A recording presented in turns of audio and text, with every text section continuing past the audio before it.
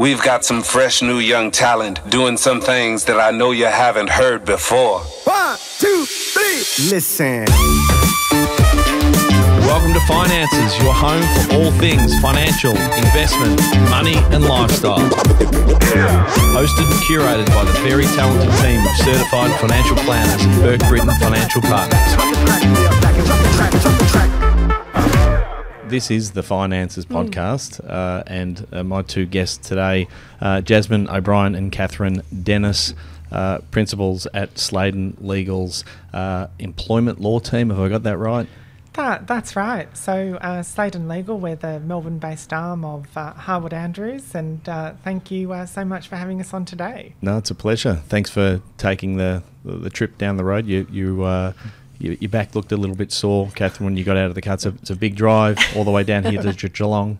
I just did a few twists. Now I'm ready to go.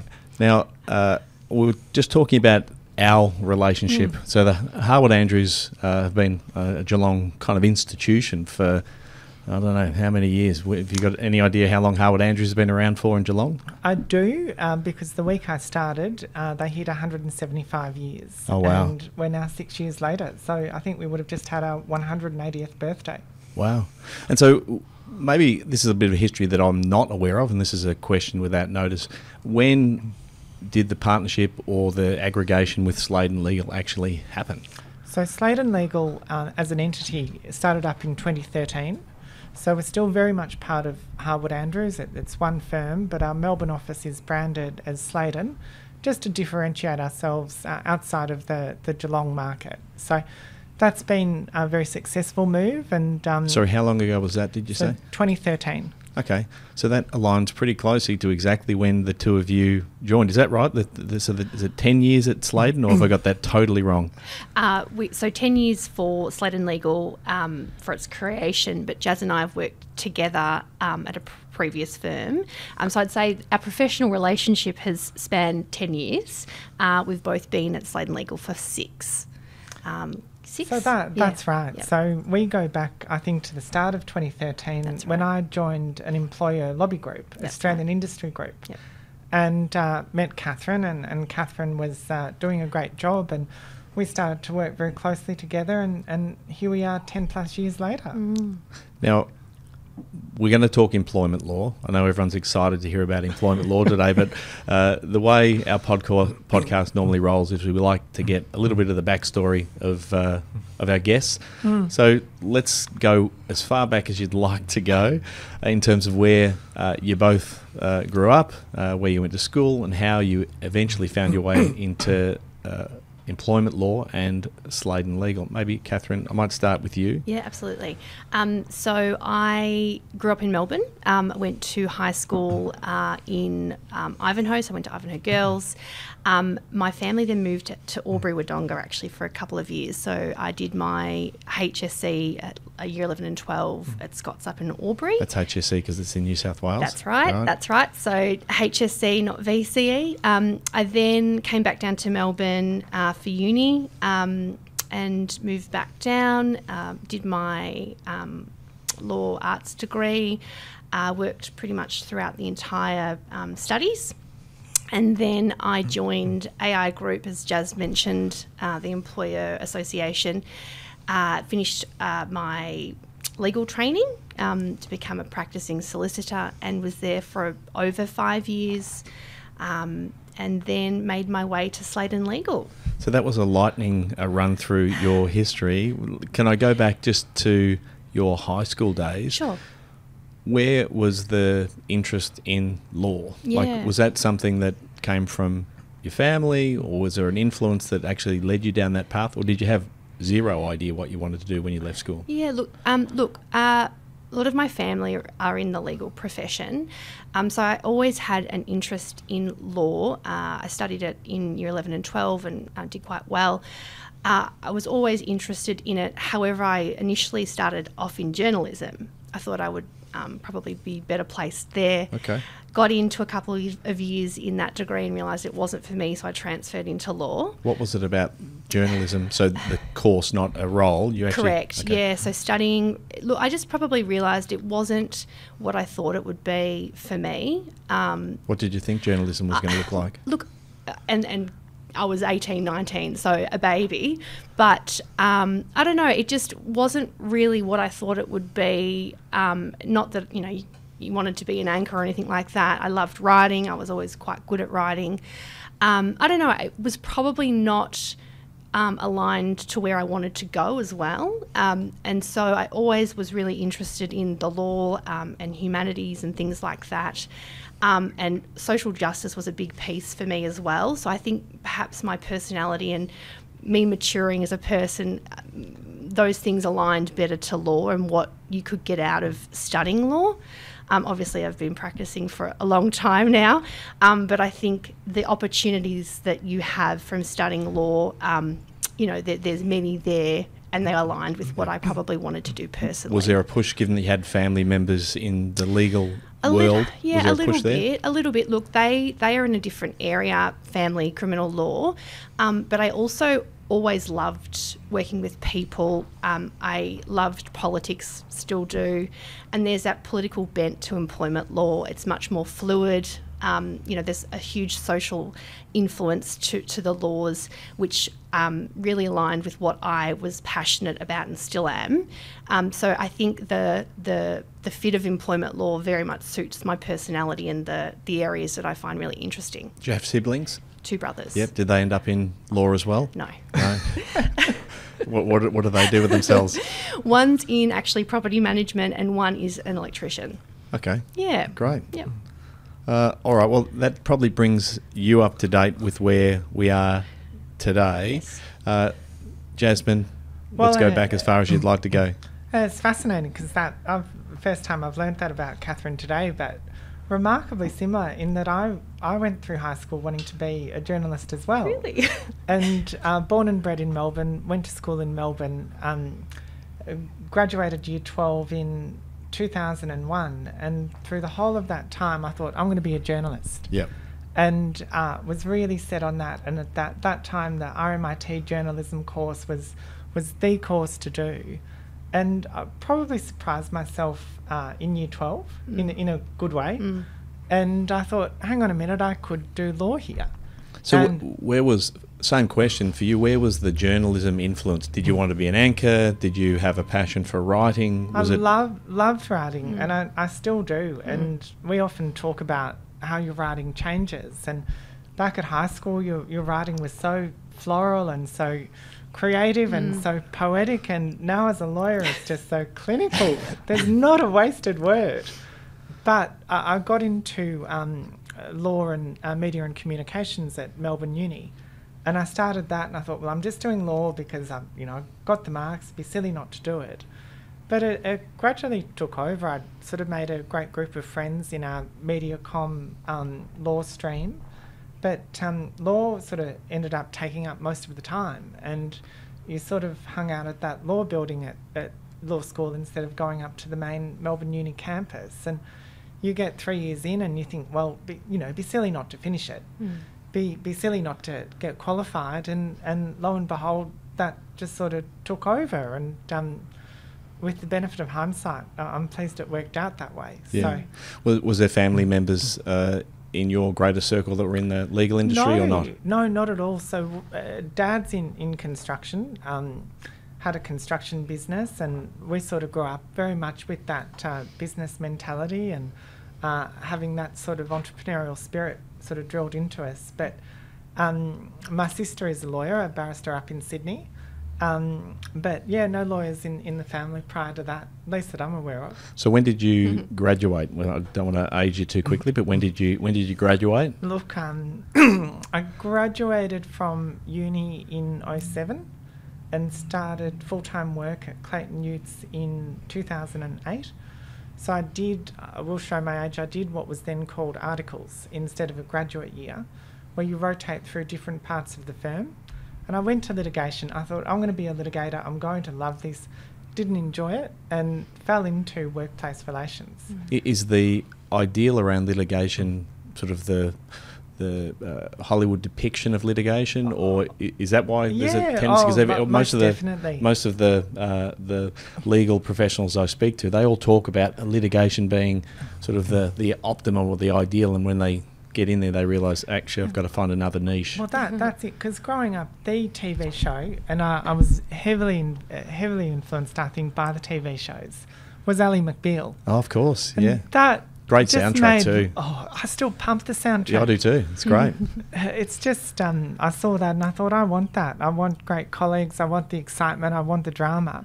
But you then realise that the reality is very, very different to that. But fell into workplace relations, and 15 years later, here I am. So when you say you fell into workplace relations, how did you actually make that? So you did your articles, you thought litigation, but how did you actually find your way in there? Were you given an opportunity, or it was just a coincidence, or massive coincidence. So each rotation, you had to nominate down your preferences, but there was no guarantee with 21 other grads that you'd get your preference. So workplace relations was last. So I thought, I've well and truly been shafted here. I've been given my last preference. I never studied at uni. But 2 weeks in, I just knew I loved it, and I knew that was what I was going to do. So what did you love about it? Well, I think it was Or what did an you think you'd exciting love about time. it? There, Yeah. it was new laws, and it was a very dynamic time. The GFC was in full swing, and it taught you not to take anything for granted. It was a new team. It was a new boss. It was very exciting. But it felt very relatable. So this is still at Clayton Utes? Yeah, this is still at Clayton Utes. It felt very relatable. I understood the concepts. I'd be a hopeless tax lawyer. I'd be a hopeless many other thing lawyer, because I don't intrinsically understand the concepts. But workplace relations, I just seem to understand. Yeah. So Clayton Utes until when? Clayton Utes until early 2013. And it was just time for a change. I'd been there for 5 years. I'd worked up in Brisbane, worked most of that time in Melbourne. And I really wanted to sort of get my hands dirty a bit more. And when I worked up in Brisbane, I had a friend who had worked at AI Group and spoke really highly of it and some of the matters that she'd got involved in. And funnily enough, they came knocking at my door in late 2012, and I went over there at the start of 2013, and we spent five great years there. So did you know each other before AI Group? No. No. I started a bit earlier than Jazz at AI Group, finishing off my studies. But yeah, couldn't speak highly enough of AI Group. Great experiences, great practical training, which really anchored me for my career. And I know we have these discussions quite frequently. The experiences that we have had, we've taken throughout into now. Well, that's it. And so I came in there as like a senior associate type role. And we were paired up with one of the emerging lawyers to train and mentor them. And I think we cooked the books slightly just to make sure we got each other, because we recognised, I think, a kindred spirit. But one thing that touched me deeply is, I think 3 weeks in, Katherine asked me to move her admission. Yep. And so I've still got those photos of us at the Supreme Court back in 2013. So for the uninitiated, can you tell me what that means? Yeah, so it's basically a very formal day where you go to court. It's a ceremony, and you have to stand up and swear to be true and faithful, essentially. But what you need someone who is already a lawyer to get up and say to the judges, I think Catherine Dennis is a fit and proper and excellent person, and she should be part of the legal profession. Do you get to nominate who does that for you, Katherine? Yep. Yeah, so Jazz moved me, and I think, it was pretty early on. I'm not sure if it was 3 weeks, but it was pretty early on. Sounds good anyway. We'll add it for some comic effect. But yeah, early on, we had a really great rapport and connection, and we did a lot of work together. So yeah, once I was admitted, I, as a junior, assisted Jasmine with a lot of her matters. Now, Jazz, you left to go elsewhere, so you left to be part of the Sladen team, is that right, in inception? And you, Katherine, stayed at AI Group, is that right? Sorry, no, so soon after I went across to Sladen Legal, there was it was the other way around. There was an opportunity there for me. So, and look, similarly, I had been at AI Group for over 6 years. It was time for me to see what else was out there. Did you feel that separation, Jasmine? Was it look, hard to see her go? Well, it wasn't a separation for very long, but I had the opportunity to build a team from scratch, and which was really exciting, and the opportunity really energised me. And having Katherine as a part of that team was always a no-brainer. Yeah. So did you? How did you get across to Sladen? Did Katherine put a good word in for you, or how did it work? Well, I was approached, I think, by a recruiter who I think had been given the task to go and find someone, and that was essentially what I said. Well, this is going to be a great opportunity, and I'm really excited about it, but I do want to build my own team. And they said, great, you'll have that opportunity, and who better to anchor the team with than Katherine. Sorry, I must have misinterpreted that. Who got to Sladen first? I did. You did? Okay, sorry. Yeah, that's okay. Yeah, no. So yeah, the opportunity arose, and I thought it was a great opportunity for me. So I couldn't say no. Okay, so this team is building a team which was specifically in employment law. How do you go about building a team from scratch? And that's probably a second question to that is, let's talk basics about what employment law actually covers off on. Well, employment law is basically anything to do with the workplace relationship. So we're pretty much cradle to grave in terms of the services that we provide to clients. So onboarding and recruitment through to termination and enforcement of post-employment restraints. But essentially any dispute or issue, good or bad, that a business might have with its staff is pretty much our bread and butter. So whether it be your unfair dismissals, your industrial disputes, enterprise agreement negotiation, workplace bullying, sexual harassment. What's the example of a good dispute? Well, a good dispute. Well, you've caught me on the hop there. Good for who? Well, yeah, I guess it depends who you're representing. Look, it could be a compliance piece with an enterprise bargaining agreement. I know, probably more so at AI Group, we had a lot of work in the Fair Work Commission, and there would be a lot of disputes with regards to the interpretation and implementation of enterprise agreements. So there might be a matter where we're assisting a client in regards to an interpretive issue in how they are supposed to implement a provision of the EA. And that dispute may transpire into something that's positive because it gives parties clarity about how a term's supposed to be applied, whether that's to do with pay, terms and conditions, shift arrangements, rostering arrangements and the like. So I think something like that's probably a positive thing because it's providing the parties that clarity that everybody needs.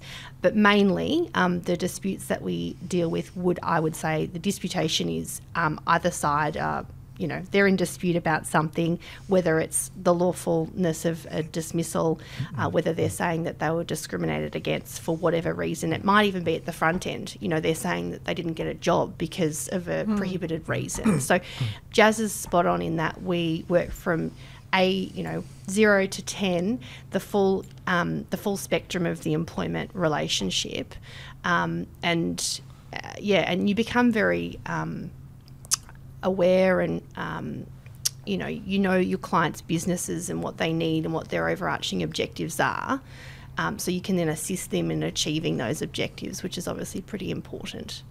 Yeah, I think we're talking just off air around sort of ongoing relationships and how sometimes probably specifically the legal industry in particular areas can be quite transactional, and I suppose just the importance of being able to develop an ongoing relationship with your clients, and something that we as financial advisors and at Burke Britton value greatly. How do you see those ongoing relationships forming the basis for the quality of the advice that you provide and the counsel that you provide? Well, as you say, it is so important because those quality and ongoing relationships are self-perpetuating. So the more you get in there, the more you know, and the more, I guess, you've got that advantage of incumbency, where you become very hard to dislodge, because are you going to go to the person who you've dealt with for 10 years and is doing a good job and knows your business inside out? Or are you going to go to someone new where you have to explain those fundamental building blocks? Like we love 100%. getting to know businesses. Our ideal client is someone who we can build that relationship with. Absolutely. Whether they've got 10 employees or 10,000. I think Jaz and I we're very much aligned on understanding a client's business and what drives them and what their overarching objectives are, but also their infrastructure, what they have, what they need to do, their labour costs and overheads and things like that, because they all inform the advice that we provide. Anyone can provide advice around Section X of the Fair Work Act requires you to do A, B and C, but it's about the implementation and how you do that in a meaningful and pragmatic way. So I'd say we're very solution orientated in our advice and very focused on, the answer has to fit what the client wants, provided it's legal, Totally. obviously. And I couldn't agree more, because I think what we pride ourselves is that real business partnering. Yep. Now, it's never our decision. When you're advising, ultimately you're advising, not deciding. But one of the things we talk about a lot is I'm not a fan of this, here are the 3 options, you go and pick one. Yep. I think it's really respectful to a client to say, knowing what I know about your business, knowing what I know about your objectives and knowing what I know about the law, if I were you, this is what I'd pick, knowing what I know. I do think you have to do that. The other thing I do really enjoy about the clients that we work with, and maybe this is a bit heretical for a lawyer to say, obviously taking Katherine's point on board, we have to ultimately comply with the law. But I think we do have a healthy appetite for risk. Now, I want to sort of demarcate between risk and stupidity. Like stupidity is diving off a cliff face first without a protective mechanism. But risk is saying to someone, well, hang on, if this goes wrong, then here are the likely consequences and this is what we can patch up. If that goes wrong, there's our fail-safe mechanism. I think sometimes lawyers are perhaps too led by the conservative option instead of perhaps the business partnering option. Now, you've got to be legal, I get that. But a 10% risk when you speak to an executive, when you speak to an owner, they'll carry that because what's often your biggest cost? Employees. You don't know what's going to happen tomorrow. You can never give someone a fail-safe solution.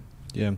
Thinking about how clients come to you, so thinking about how you're able to build a relationship and you have those very sort of pragmatic and solution-oriented conversations with clients and businesses and owners that you have great relationships with, but how do people ultimately find their way to you in the first place? Like, how are you seeing the bulk of your clientele come to you? Is it coming to you with disputes? Is it recognising that they need to have some in-house or contracted counsel for your services? How do people actually find their way to you? There's probably 2 main ways that we get a new client, and one is an employee at an old client leaving and going to a new company and saying, I want to use Sladen. Is it normally HR or CFO or something like that? Spot on. So that key person, and whenever we've got a strong in it one client, it can be exciting when we have someone go somewhere new because it's a great opportunity to expand. And probably the other key one is word of mouth referrals. I used Sladen, they were great. They're probably the 2 main ways we get new clients. Our existing clients, they've been built up through a range of ways. Again, we were talking just off air about, from a financial planning perspective, there's a multitude of, like, holistic's a little jargonistic when we talk about any area of advice, but when we think about an individual client, there are so many needs present with a client, and if you're aware of those needs and you're good at introducing relationships, there is a great opportunity via word of mouth to say, here's Katherine and Jasmine, they're fantastic at what they do. And it's one of the things we've been very focused on as a business, is making sure that we are fantastic connectors of other professionals and are not afraid to introduce someone or a concept or an avenue of thought that's maybe different to what our clients have thought about in the past. And I've thought about this even from a small business owner perspective myself, that I mean, as Peter and I have grown this business over the last 2 decades, like employment law wasn't at the forefront of our thinking. Like it has been as the business has evolved that we've began to think, I suppose, about the need and also see the value, because that's probably the kicker for a lot of small businesses is like where is the value in actually engaging and having a cost to receive this advice. And I like what you said it a couple of times already, but that pragmatic, solution orientated and appetite for risk, that sort of came across when you did a little presentation for us and the team on workplace bullying and harassment, which I think we spoke about. The team, to be honest, weren't rapt about doing that 2 hours until we completed that 2 hours, and every one of them felt as though that had a new perspective and had actually received some great value from that time. So again, as a small business owner, I suppose it's important to think outside of the box in terms of what is actually going to add value for them in their growing business. Yeah, and that was a great day. And I'm always conscious walking into those sessions that I might have an audience under sufferance. But I think one of the ways you do create value is really sharing the cases, the weird and the wonderful, that we've been involved in. I think we talked through all the protected attributes and we had stories under each of them. I guess one of the ways that we can create value, well, at the outset, it's getting your contracts and policies right. But at the back end, it's, if I can put it in crass terms, avoiding a $5,000 dispute turning into a $50,000 dispute by getting advice quickly when you're exiting somebody, when you're managing a post-employment claim, when you're thinking of getting rid of someone, when you get a bullying complaint, when you get a sexual harassment complaint. One of the things that I do acknowledge is that we are a cost centre, and workplace relations is often a cost centre for businesses. You're typically throwing good money after bad to solve a problem that you've got. But one of the best ways we can assist is limiting the scope of the problem. The problems that we talk about, there's been I suppose, unique sense or unique change in workplace operations, relations and location over the course of the last 3 years with COVID.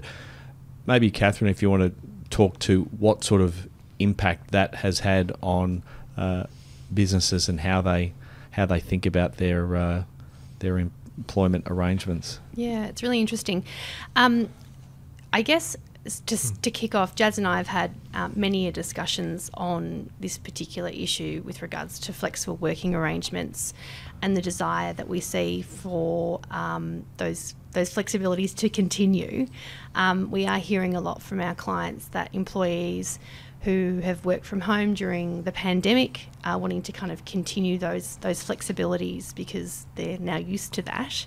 And we're getting the question of, well, what can I do? I need the employees back in the office, or at least for X number of days.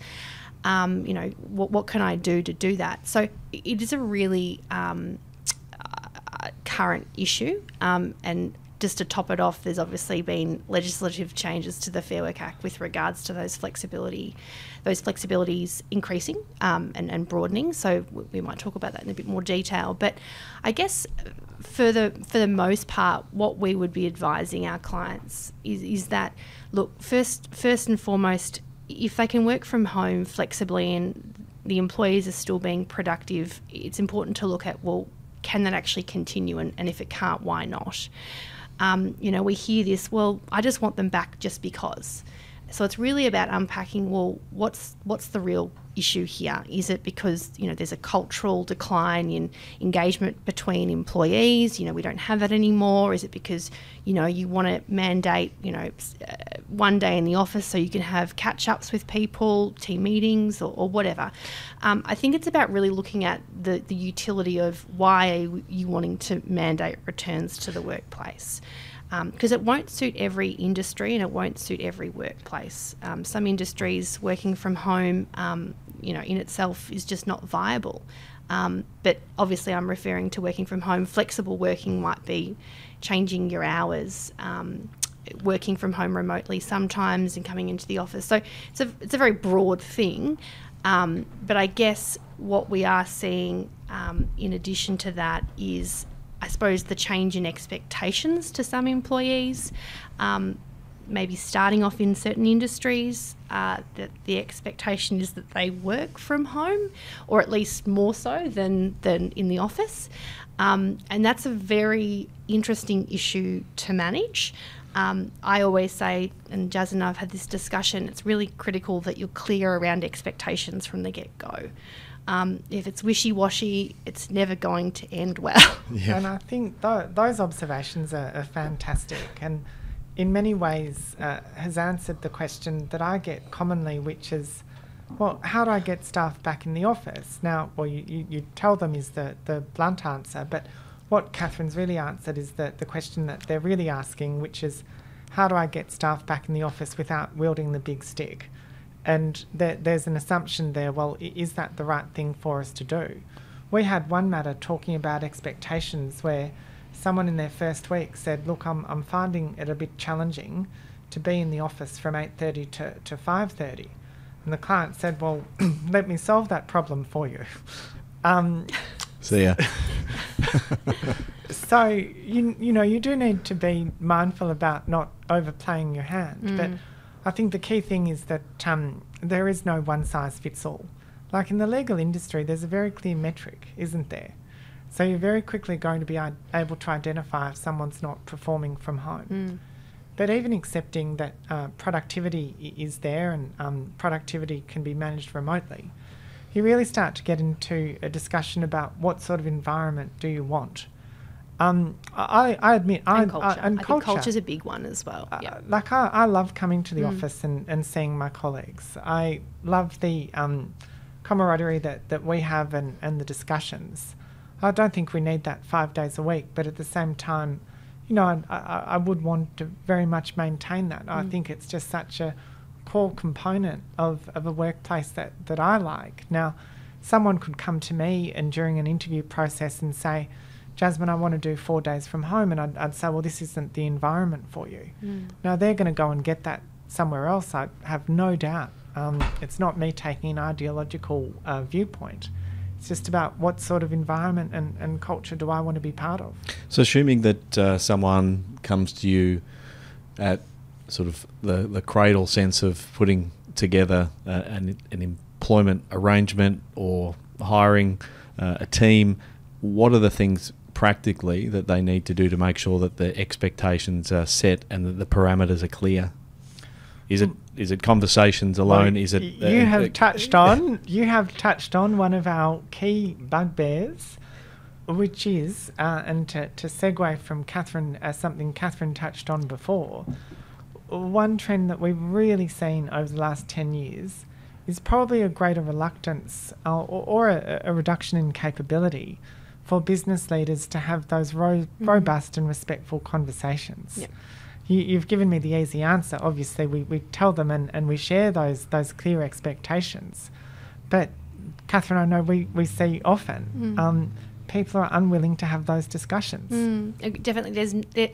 I think at times there's no appetite to have those transparent and fair, robust professional discussions around expectations. Even at the beginning of an arrangement? I think it depends on who we're referring to in the business.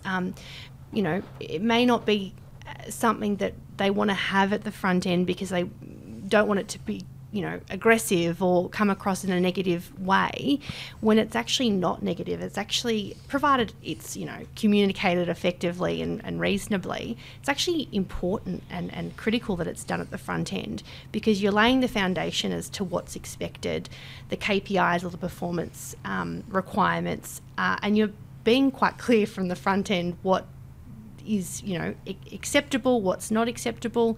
Now, obviously the caveat is that throughout the employment relationship, employees in certain categories can come to you and say, look, I have caring responsibilities, I have a disability, I need some flexibility with my work.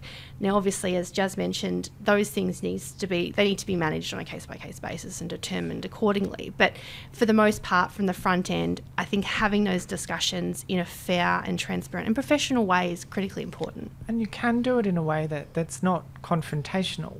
One of my favourite questions to ask during a job interview is, what will you need from me to be successful in this role?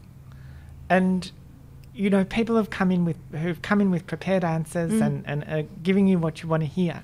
It forces them to go off script. And that's where you hear, well, I need to be able to pick up my kids. I do want to have an honest conversation about whether this role is available part-time. I participate in this activity outside of work, which means I need to be certain places at certain times that might intrude on work hours. And that's where I think you get the ability to make a judgment call in a lawful way about whether or not the relationship's likely to work. Do you think that appetite to have those discussions is getting better or worse? Well, I think it's getting worse because everyone's so scared about having to call us. So, even though we don't buy it. Yeah. Well, it's actually, and from a business point of view, I know one of the things that Amy, our practice manager, has valued is the ability to be able to have some conversations, and none of them have been earth-shattering, but just to be able to have that counsel and that conversation is highly valuable. But I think you're right. There is a sense that someone's going to put their foot in it. You know, as an employer, that you're very much bound by saying the right thing. But I mean, I think that can, as we said, can lead to the negative of not having guidelines. I also think it helps, though, because if in the absence of a discussion, people make their own ideas as to what's expected and what's acceptable. Now, if you don't have those discussions from the front end, you can't then say, well, that's not actually acceptable. We had this discussion. Well, no, actually you didn't. How else is the employee supposed to know what's appropriate and what's acceptable and what's not? So it's obviously, it has to be communicated in an appropriate and professional way, but I think it's critical from the front end. Otherwise, there is that ambiguity as to what they can do and whether the employee perhaps pushes the boundaries more than what the business perhaps will accept. And to run with that, Katherine reminded me of one of my sort of favourite sayings, which is, you know, employee perception is reality. Yeah. And that sounds basic, but you see it through disputes, through bullying, through claims, through allegations. Most people consider themselves a pretty reliable narrator in their own lives and a pretty reliable narrator around what's going on in the workplace. And that's because their perception is reality. You can never really say that someone's perception is wrong. You can just say it's crazy. Yeah. But if you don't sort of fill in the gaps for someone, then they're sort of free to fill in the gaps themselves. And so the balance between the robust discussion, you mentioned earlier, I think we're off air again, where you said that an employment contract or a contract is essentially something that you want to be sat in the bottom drawer and not really have to pull out. But to what degree in that infancy stage of an employment arrangement are we balancing the conversation with a new employee and having it documented? Where does the crossover exist?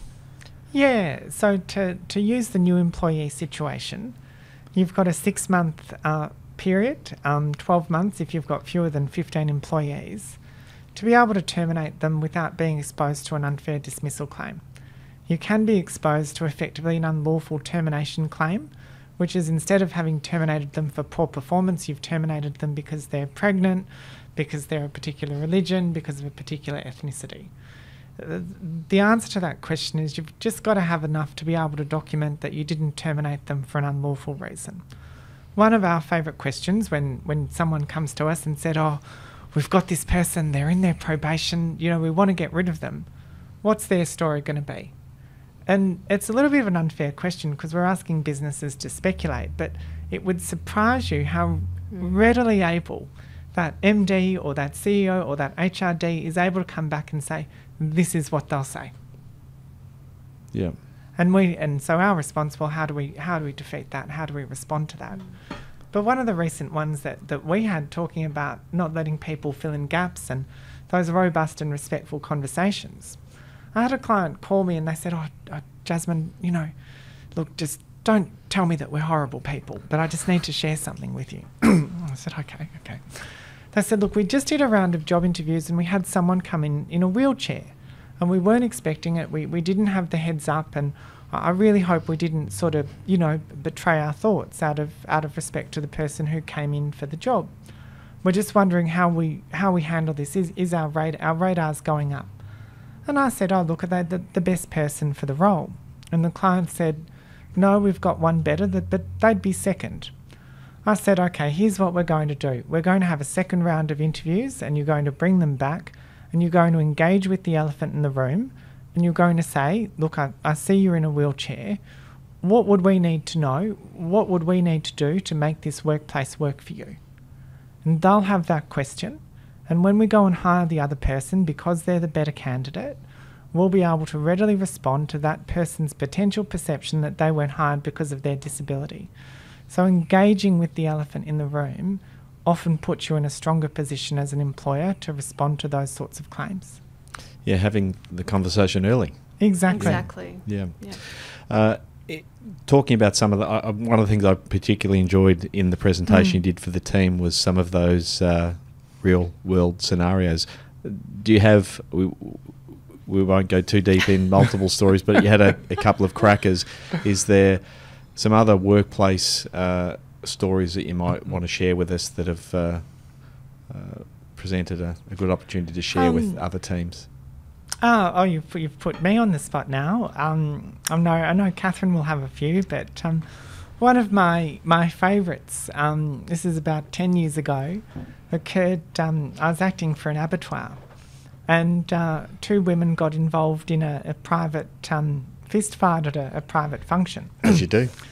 And the subordinate knocked the boss out after the boss said something disparaging about that person's family.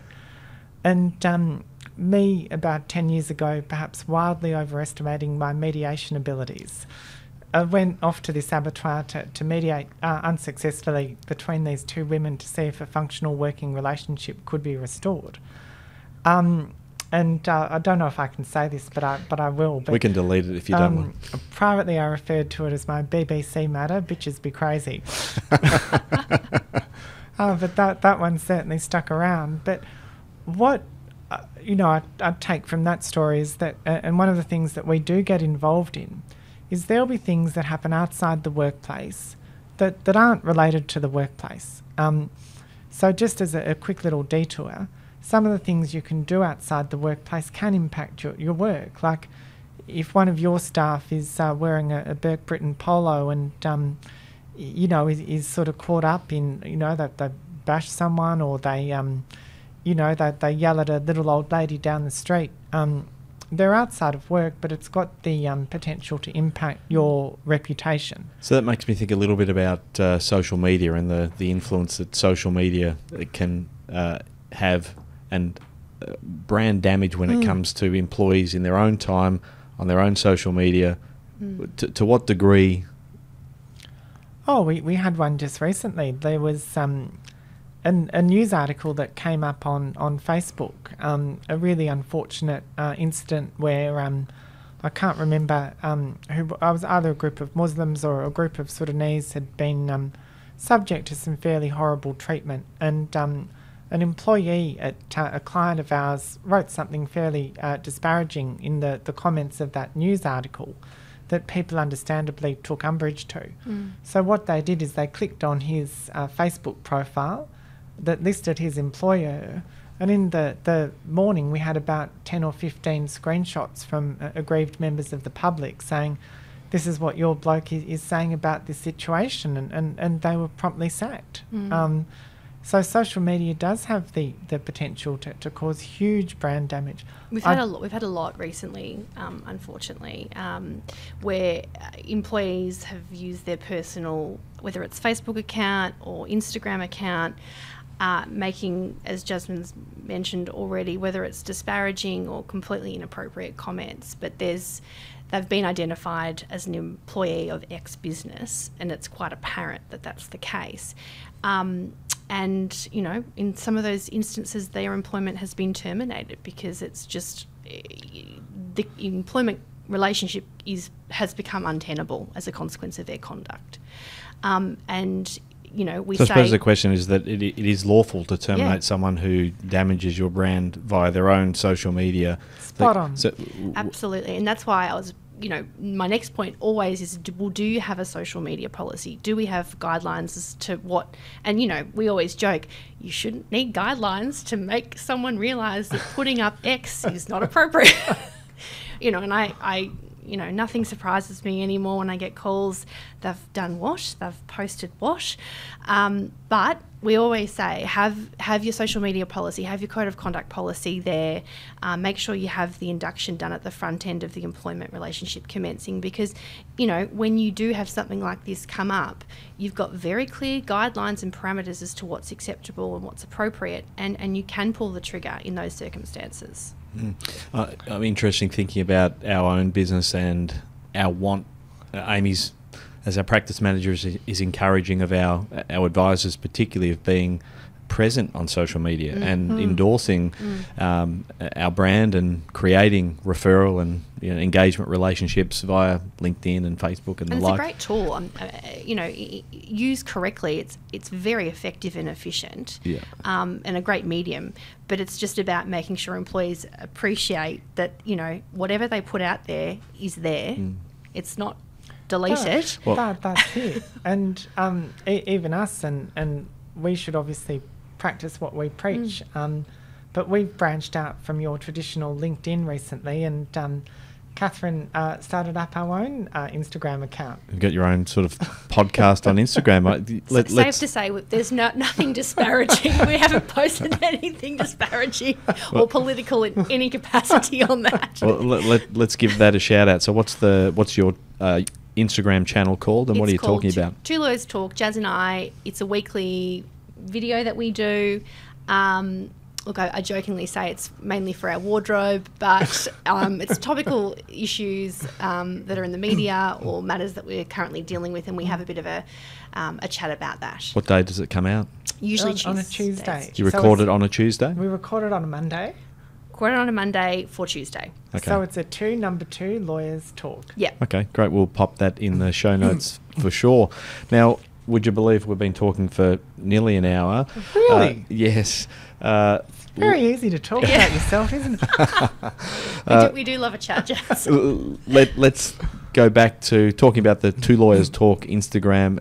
How can people find you? So how can people find you on the interwebs? Where can they look on LinkedIn or the website? How can they get in touch with you? Well, sladen.com.au is probably the easiest way. Both Katherine and my profiles are up on that website. Our contact numbers are there. We're both actively on LinkedIn.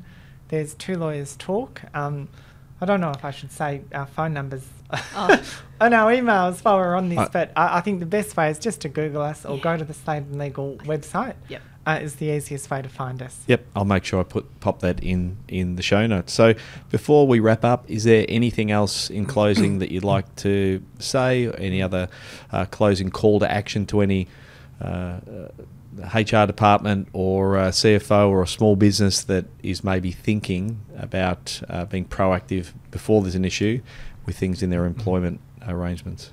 Yeah, I think I always say to a lot of my clients, there's no issue until there's an issue. And I think that's a really good way to look at it, because it's always good until it's not good.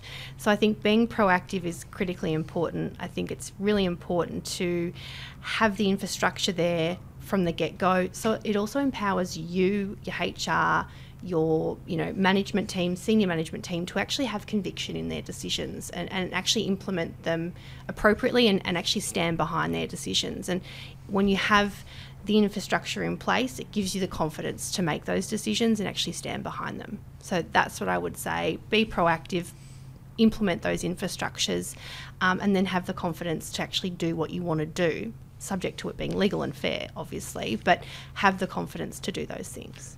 Can you tell that we've been working together for over 10 years? I can. Did you want to add anything to that, Jazz? No, I think it's something that we often talk about and reflect on. I think we talked at the outset about, Katherine and I meeting, and 10 years later we're now very much peers. And we do talk about other things other than employment law, I should clarify that. But that's been an incredible journey for us both to go on. But, despite that relationship and despite that closeness, we need to still regularly have our robust discussions. And a good, strong working relationship doesn't mean that you don't regularly disagree or regularly challenge each other. One of the things I probably say quite frequently is, Katherine, I've sort of reflected on what you say, and I think you're right. I love that. I love having that around me, and I think it's a real testament to the benefits that come from long and sustainable workplace relationships. Absolutely. Yeah. Well, from a Burke Britton perspective, I would like to say thank you very much for the relationship that we've had over the last few years. I know it's been insightful, it's been an education, and we're grateful for having you both on the podcast today and for all the support you've provided us up until now. Jasmine, Katherine, thank you so much for joining us, and I look forward to maybe a round 2 or round 3 in the near future. Oh, well, I'd love that. Thank you. Brilliant. Thank you very much. Thanks so much. Bye-bye. We hope you enjoyed today's episode. If you're keen to understand more about how financial advice could benefit you, follow us on Instagram, Facebook, and Twitter at Burke Britton FP, or Google Burke Britton Financial Partners. Check out our client reviews, testimonials, and make a time to meet one of our certified financial planners by clicking Book Now on our website. Thanks for listening.